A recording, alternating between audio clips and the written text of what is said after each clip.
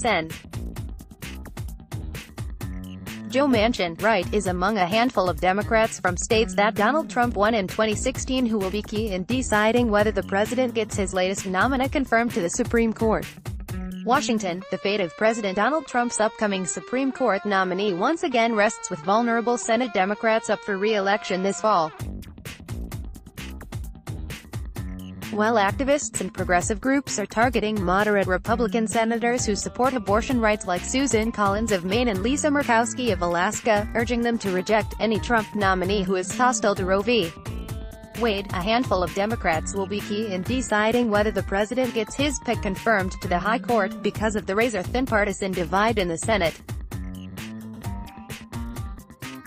Even if Republicans lose 1 or 2 votes, they will likely still be able to confirm the nominee, who is expected to be announced Monday evening, with the support of several Democrats up for re-election in November in states where Trump is overwhelmingly popular. Red state Democrats are going to have a very hard decision, and I hope that every Republican will rally behind these picks because they're all outstanding. Sen. Lindsey Graham, RSC, said over the weekend on Fox News Sunday. 3 Senate Democrats voted to confirm Trump's first Supreme Court nominee, Neil Gorsuch, in April 2017, Joe Donnelly of Indiana, Heidi Heitkamp of North Dakota and Joe Manchin of West Virginia. Republicans will be looking to win their votes once more after a confirmation hearing that is expected to take place before the midterm elections. 2 other vulnerable Democratic senators up for re-election this fall, Claire McCaskill of Missouri and Jon Tester of Montana, did not support Gorsuch's nomination.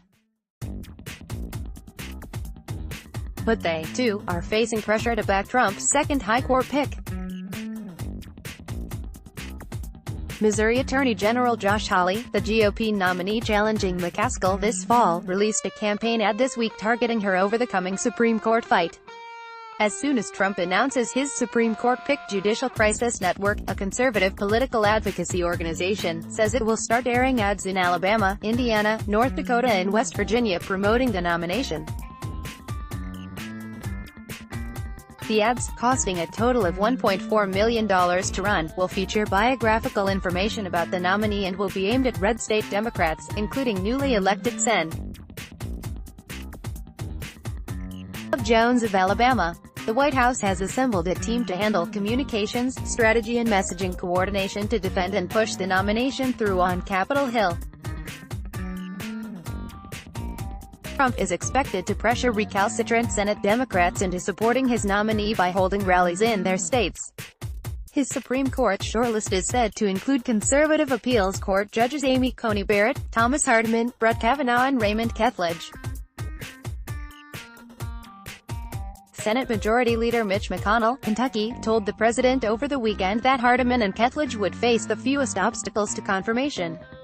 Barrett is popular with social conservatives, but her prospects for being nominated to the post are fading, according to the Wall Street Journal. One Democrat up for re-election in a state Trump won in the 2016 election has already announced that he will oppose the Supreme Court pick regardless of the president's choice. Sen.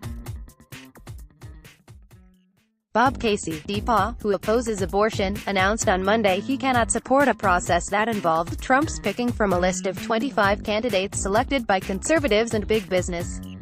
I will oppose the nomination the president will make tonight because it represents a corrupt bargain with the far right, big corporations, and Washington special interests, Casey said in a statement. I was not elected to genuflect to the hard right, who are funded by corporate America. Download. Do you have information you want to share with HuffPost? Here's how.